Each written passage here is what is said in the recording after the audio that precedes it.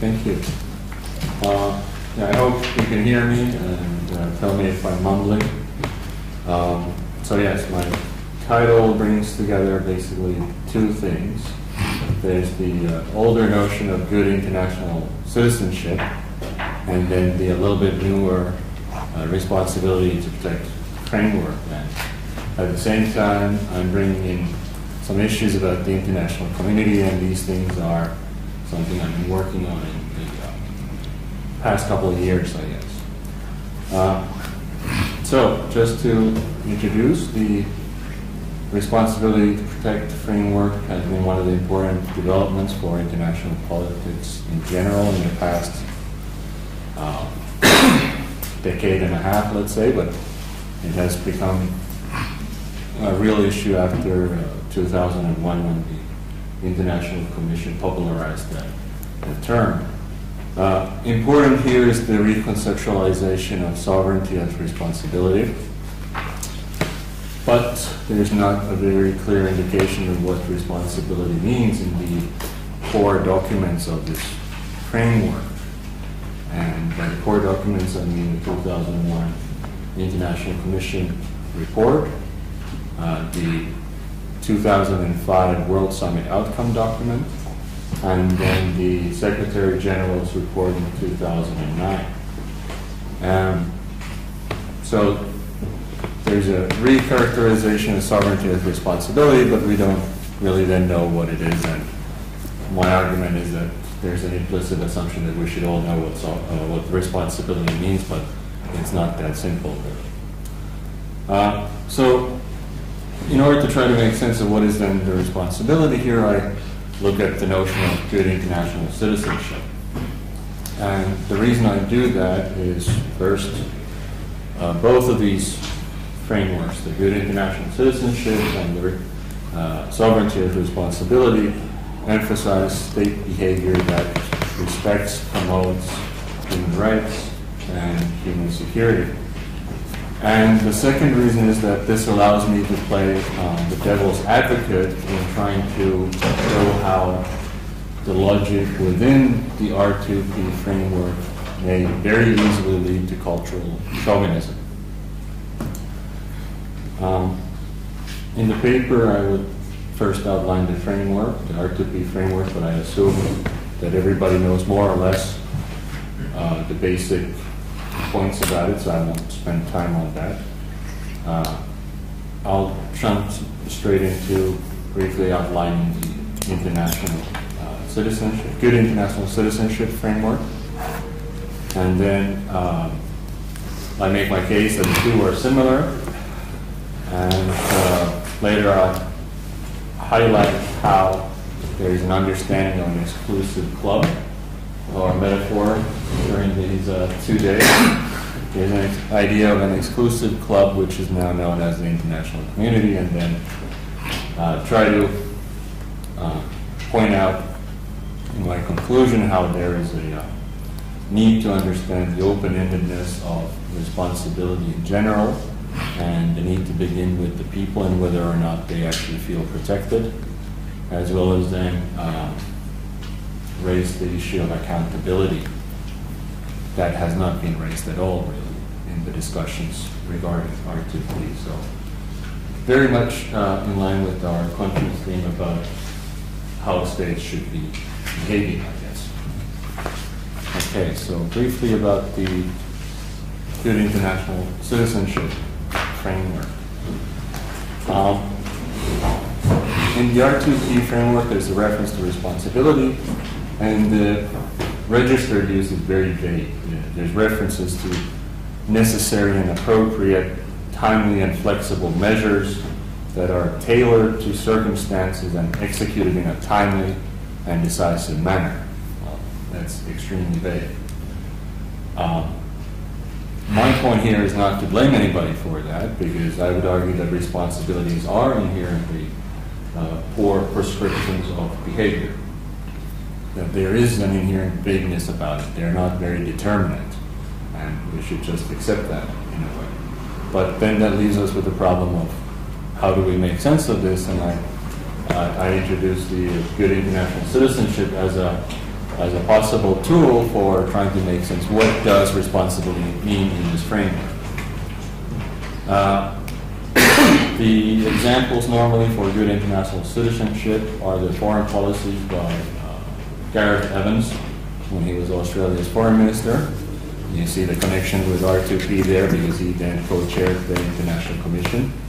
And then also the foreign policy under Robin Cook. It was phrased as a third way along Blair's third way policy overall, but basically it was the same thing. In both cases, let me say, I guess the Nordic countries would fit here as well. Canada overall, I guess, too.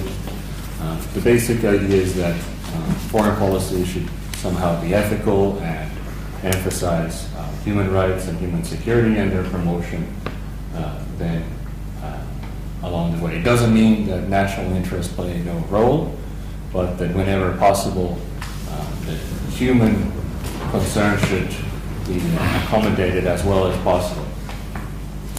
So in the vocabulary of human rights, they are seen as the key to long-term normatively positive international order. And there's an understanding of an enlightened self-interest at play. Robin Cook, for example, saw that these rules of the game at the international level had been established in the Universal Declaration of Human Rights. And that states should seek to advance them domestically as well as internationally. The principles that are to be advanced are democracy, human rights, good governance, transparency, and accountability. There's the dimension between the international and domestic that the states that uphold good practices domestically are more likely to follow them also internationally. And then at the same time, the states that are exposed to international criticism are more likely to adjust their domestic policies to meet with these standards. So kind of a both dynamic works in both directions there. This all, of course, means that there should be a license to scrutinize the domestic affairs of all states, and this license is, I understand that, as being derived from membership in the international society. There may even be a requirement to bring deviant states back in line by force if necessary.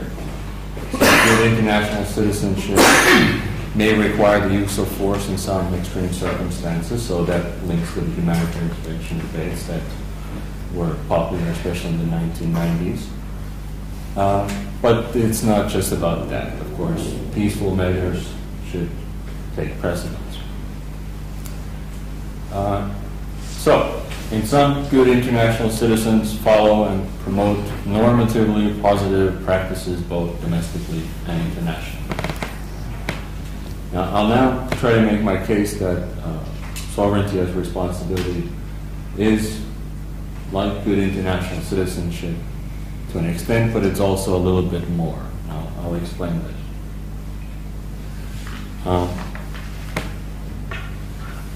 So there are similarities between these frameworks that have their roots in requiring or prescribing certain kind of behavior. Here we're talking about the human rights-oriented, human security-oriented behavior. I think this is what is supposed to be the characterization of responsible sovereignty. Responsible sovereigns are supposed to act as if they were good international citizens, right? But there's an important question. This is then what brings out the difference between the two. What about those that are neither good or bad? What about states that do not exemplify responsibility? They're not necessarily irresponsible. Right? I think in the good international citizenship framework, there's a large gray area between the good and bad. Good citizens versus bad citizens. There's a whole bunch of states that are in between, that are passive, uninterested, unconcerned, incapable, perhaps.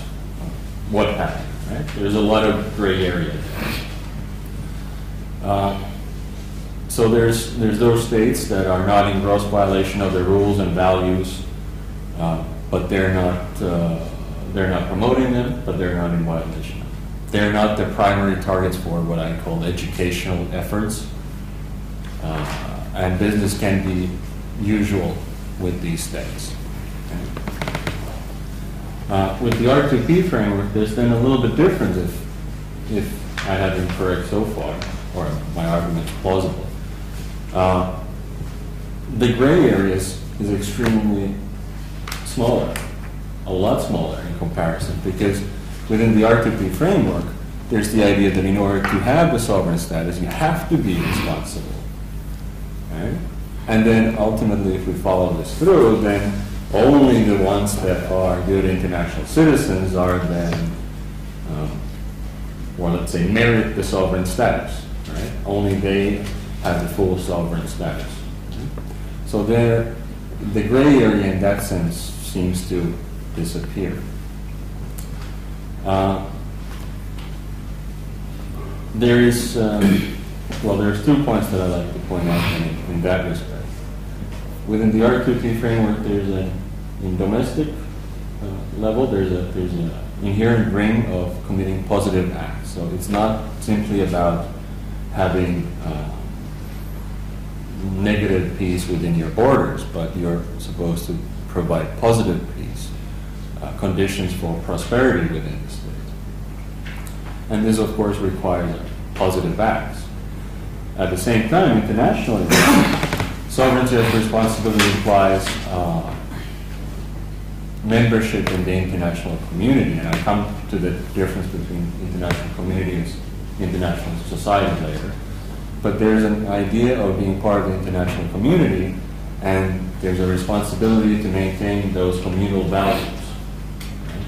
And that, again, requires positive acts. So you need to be active. It's not enough just to exist in a way. Right? So, to summarize the distinction, the notion of good international citizenship emphasizes how following particular foreign policies of particular states merit special praise. So here we're trying to highlight how some states are doing good, and that's a good thing. Whereas then in the R2P framework, there's an implication of positive duties that apply to all states that desire sovereign status. Okay. So there's an understanding that sovereignty as responsibility requires states to behave responsibly in order to be considered sovereign in the first place. Now, this then leads me to the point about this exclusive club. There are two corollaries, at least two corollaries to my discussion. And the first one is that the international community, now composed of these good international citizens, right, have then the authority or power to determine which states merit sovereign status. The second aspect is that the international community is more exclusive than the traditionally understood society of states. I'll focus on the second part, but the first corollary also comes out, I guess. How much time do we have? 10 minutes. Or more. Okay, I'll try to be brief. No. Okay. Just take your pace. I'm a man of few words. I'm already talking way too much for a kid. Yeah. For the 10 minutes. What's going on here? Anyway, so both the good international citizenship and the R2P framework operate in a particular social context. Right? And I think in the first case, there's the idea of the society of states, right? The Headley Bull and all that, I guess, right? And once you are sovereign, then certain duties and rights are granted automatically, more or less, right? In the R2P framework, you then have to earn them through a particular kind of behavior, right? And so it's the responsible behavior in the second case that grants both sovereignty and membership in the international community. I know there's a loop in there, right? But never mind. In both cases, the membership then grants rights and duties that non-members don't possess. Within the good international citizenship framework, as long as a state, whether a good international citizen or not, is a member of the UN, for instance, that state has then the rights and duties that UN members have. The difference is that the good international citizens versus the just your ordinary international citizens, right? The good international citizens then follow and respect and promote the aspects of the Universal Declaration of Human Rights, for instance. Right? In the R2P framework, it's different. Right? If my argument makes any sense, then it's only the good international citizens that get the rights, as well as then, of course, duties that come with full sovereign status. And then also only then these good international citizens are part of that international community. And so, even though all contemporary states can become members of the international community, right? It can be as universal as the UN membership, I guess. It's not the case for obvious reasons, as we know. Now, how to understand this international community? I'm not going to get too much into that, but there's a whole lot of very contradicting ways of understanding this and the overall distinctions between some abstract notion or some more concrete community, possibly with agency or not. The very abstract notion doesn't really have much analytical bite, so I'm not going to focus on that. Just to briefly say two examples of these more concrete ways, there's Barry Buzan and Gonzalez Peleas' idea of a we feeling. That is what distinguishes an international community from international society. So they talk about, for instance, the Atlantic community. So the we feeling or shared identity arises from historical processes such as culture, tradition, historical ties, religion, economy, ideology, technology, science, these kind of things. So there's a particular bond between these actors, and this bond doesn't exist then with others. Right? And this is what creates the community. The alternative is a common ethos. I think it was Schimmelpfennig was emphasizing this, and then David Ellis brought this out as well in practice, looking at whether the UN is an international community. So the common ethos of adhering generally to the same norms, rules, identities, and views of moral conduct. Is there a big difference between the we feeling or this common ethos? I don't know. It's not very relevant, but there's some way of distinguishing who's in and who's out. Both understand the international community as some sort of subgroup of the international society. Right? So only some members of the international society are members of the international community. And I think this is basically in line with the R2P framework. Here, this international community now is then those good international citizens, right? The good guys. And these states have earned their membership through responsible behavior according to the logic in the framework. I don't know where that then leaves non-members. Are they fully sovereign or not in this framework? I don't know what the answer there is, but it's not important here. More important is that there's then the idea, of course, that once you're a member of the international community, then you have moral high ground. The membership grants you moral high ground, and it also then grants you power/authority to scrutinize others, right? And to determine whether others are worthy of full sovereignty as responsibility, right? So this is then where the concerns arise. Right? So there's tempting to infer, for instance, that because members of the international community are good, then also the international community is good. That's, of course, then the fallacy of composition right there, but something like that seems to be required within the R2P logic, or at least how it's presented. So it's tempting to make this inference even though it's logically incorrect. Right? The second is that, at least in the literature that I've been reading, there's an extremely heavy Western bias of understanding the international community. Variously, it's the club for the world's wealthiest nations, notably those in North America and Europe. Some people think that it's essentially the United States and Europe.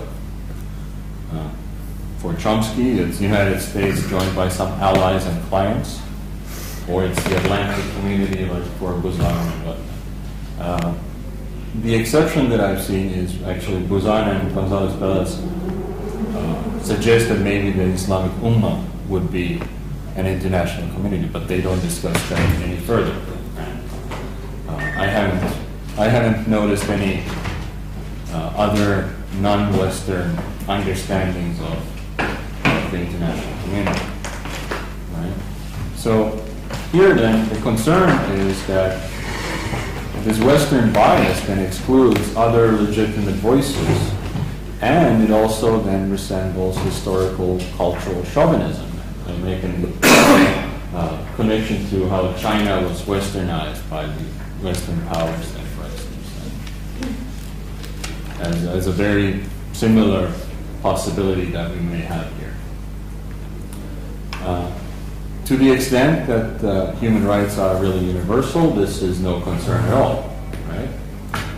If only all states follow these universal standards, they could all one day become full members of the international community. But as I say, this is very close to cultural chauvinistic ideas one way or the other, I think. I would give other examples as Afghanistan and Iraq are being socialized to fit these universal standards through these free elections and the rule of law. There's nothing wrong with free elections and rule of law. But if there is then only one legitimate way of organizing these free elections, or only one legitimate understanding of what the rule of law means, then we're obviously drowning other legitimate voices. And so I guess my main concern is that it's forgotten that sovereignty as responsibility is indeterminate as a prescription, while only particular understandings of responsible behavior are deemed legitimate and other voices are silenced. A state's responsibility to protect its population leaves open the question of how it's done, what is sufficient, and the literature that I'm reading never ever really discusses whether or not the people feel protected. So this leads me to one of my concluding remarks about the need to start with the people. I don't know all of the practical problems there. I can only acknowledge that they are very problematic, of course. I mean, it's problematic to give voice to the people, really. Right? But this is something that we should be paying more attention to.